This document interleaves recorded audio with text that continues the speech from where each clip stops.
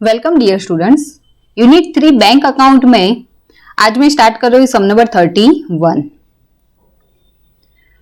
From the following balances of the Alpha Bank Limited as on March 2018 prepare P&L account as per form B and schedule C number 13 to 16।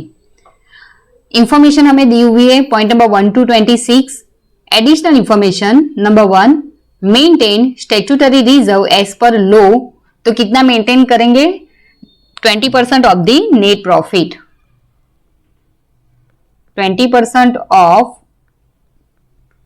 Net profit. Second, the balance of rebate on bills discounted as on March 2018 as rupees 19,500, यानी हमें closing balance दी हुई है। Third point, transfer rupees 2,86,000 to bad debt reserve, transfer to rupees 2,86,000 to bad debt reserve and make provision for taxation at 50% on net profit, यानी यहाँ पे provision और contingency में पॉइंट कंसीडर होगा। तो सबसे पहले हम शेड्यूल नंबर 13, 14, 15 और 16 बना देंगे और P&L का format. Schedule number 13 interest on 7 to 8 line का बना देना है। Then after schedule number 14 other income maximum 5 line. Schedule number 15 interest expended या फिर पेड, वो भी maximum 4 to 5 line. Then schedule number 16 operating expenses maximum 12 line.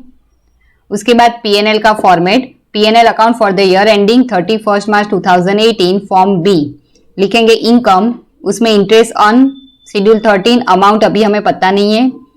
Other income schedule 14, then after expense interest expended schedule number 15, operating expense schedule number 16, provision and contingency calculation number 1, total income and total expense current year's profit net profit यानी A minus B plus opening balance of P&L account जो हमें सम में दी होगी वो, less एप्रोसिएशन। Clear? तो अब हम सम start करते हैं। यहाँ पे 1 to 26 जो पॉइंट दिए वो जिस सम शेड्यूल में आते जाएंगे हम लिखेंगे। चलो, तो सबसे पहले फर्स्ट डायरेक्टर फी। डायरेक्टर फी कौन से शेड्यूल में आएगी? शेड्यूल नंबर 16 ऑपरेटिंग एक्सपेंस में, तो हम लिखेंगे शेड्यूल 16 में director fee 84,500। Next, interest on saving account. कहाँ पे? सेविंग अकाउंट, फिक्स डिपॉजिट और करंट अकाउंट का इंटरेस्ट बैंक के लिए क्या है? एक्सपेंस। तो कौन से शेड्यूल में आएगा? शेड्यूल नंबर 15 में। तो यहाँ पे लिखेंगे हम शेड्यूल नंबर 15 में 1,56,000, interest on saving account 1,56,000। Next, share capital 50 lakh, वो शेड्यूल 1 में आता है शेयर कैपिटल में, यहाँ पे नहीं आएगा। पॉइंट नंबर 4, लीगल एक्सपेंस 45,500, कहाँ पे आएगा? शेड्यूल नंबर 16 में legal expense 45,500। Next, interest on cash credit 3,25,000, loan cash credit यानी सीसी एंड ओवरड्राफ्ट का इंटरेस्ट, तीनों का इंटरेस्ट कहाँ पे आएगा? शेड्यूल नंबर 13 में। तो हम लिखेंगे interest on cash credit 3,25,000। Next, administrative expense कहाँ पे? शेड्यूल 16 में लिखेंगे administrative expense 1,17,000। Next, sundry expense, वो भी शेड्यूल 16 में ही आएगा। Sundry expense administrative expense schedule 16 में लिखेंगे sundry expense 29,900। Next, discount received on bills क्या है? इनकम। कहाँ पे लिखेंगे? 13 नंबर में, शेड्यूल नंबर 13 में discount received on bills 84,500। Next, interest received on investment, वो भी कहाँ पे आएगा? शेड्यूल नंबर 13 में लिखेंगे हम शेड्यूल 13 में interest received on investment 88,400। Next, point number 10, revenue stamp कहाँ पे? शेड्यूल नंबर 16 में लिखेंगे revenue stamp 2,600। Next, profit on sale of investment, कोई भी असेट्स बेचने से जो प्रॉफिट होता है वो इनकम में आएगा, लेकिन कौन सी इनकम? अदर इनकम, यानी शेड्यूल नंबर 14 में लिखेंगे। शेड्यूल 14 में profit on sale of investment 26,000। Next, printing and stationery 3900, schedule number 16 में, printing and stationery 3900। Next depreciation on assets, वो भी शेड्यूल नंबर 16 में लिखेंगे, डेप्रिसिएशन ऑन असेट्स 4,29,000। उसके बाद सन्ड्री इनकम्स 23,400, वो इनकम में आएगा शेड्यूल नंबर 14 में, sundry incomes 23,400। Next rent and tax paid, rent and tax paid किया है तो वो कहां पे आएगा, शेड्यूल नंबर 16 में, rent and tax paid 35,100 as a operating expense. Next rent on safe deposit vault, safe deposit vault का रेंट बैंक के लिए इनकम है तो कहां पे आएगा, other income, schedule number 14, rent on safe deposit vault 41,600। Next salaries and allowances, operating expense में schedule number 16 में लिखेंगे salary and allowances 2,34,000।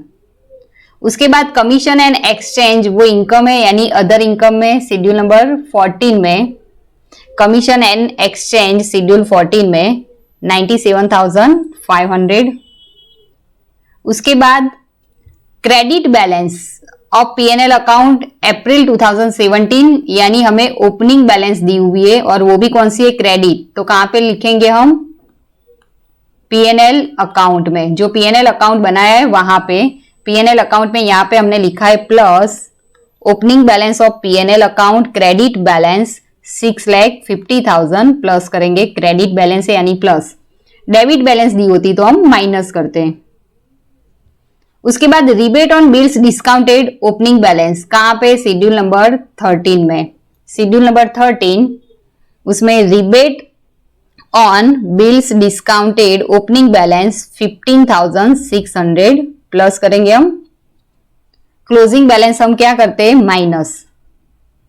Next interest on current account कहां पे, शेड्यूल नंबर 15 में, इंटरेस्ट ऑन करंट अकाउंट लिखेंगे schedule number 15 में, interest on current account 19,500।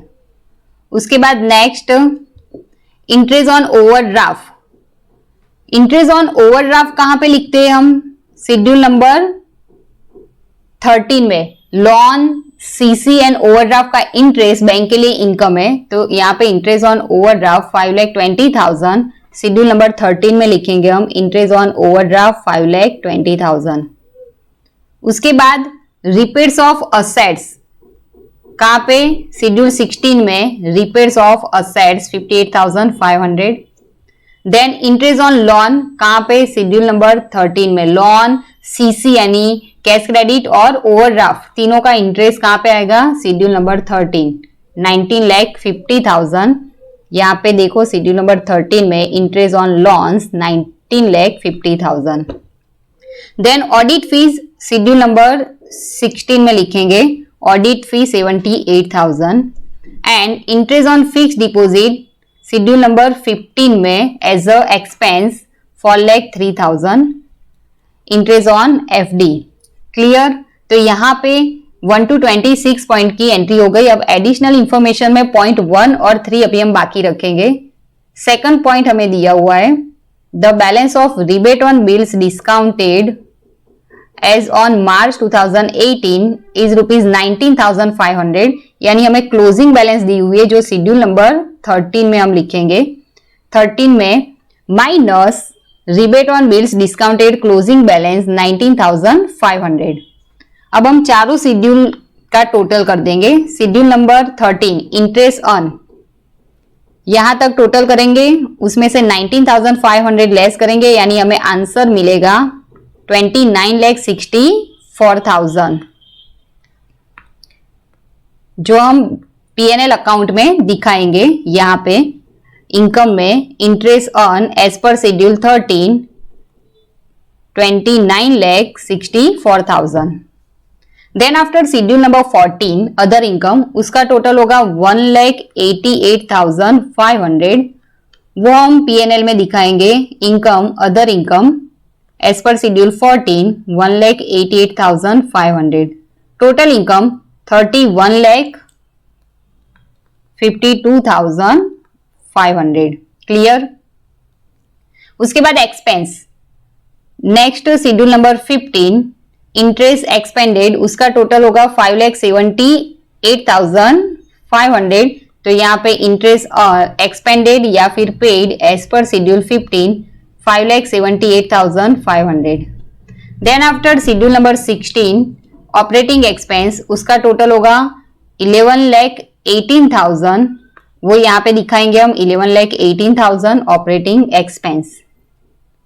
Clear. Next provision and contingency not 1, उसकी calculation हम देखेंगे।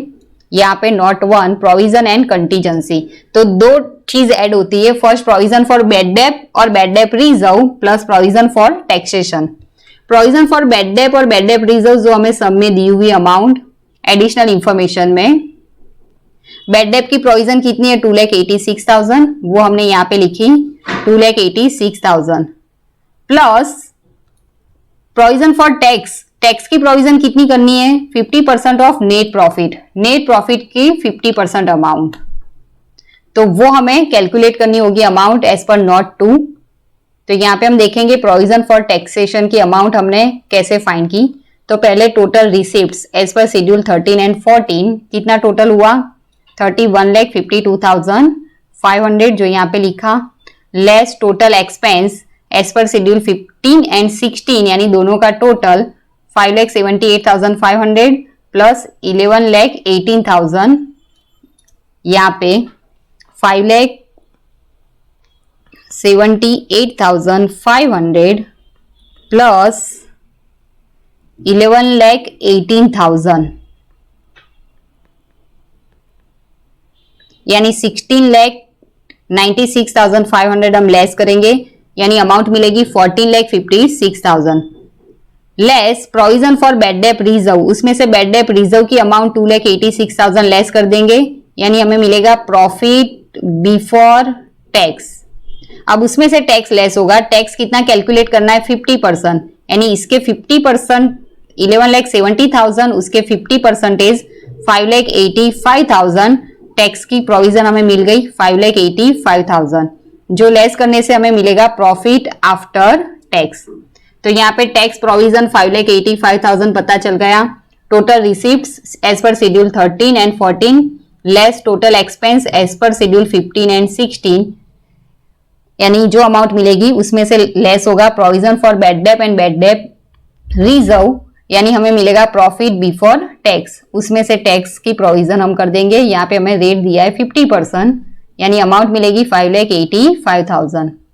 दोनों का total 8,71,000 it's a provision and contingency, जो यहाँ पे लिखेंगे हम 8,71,000।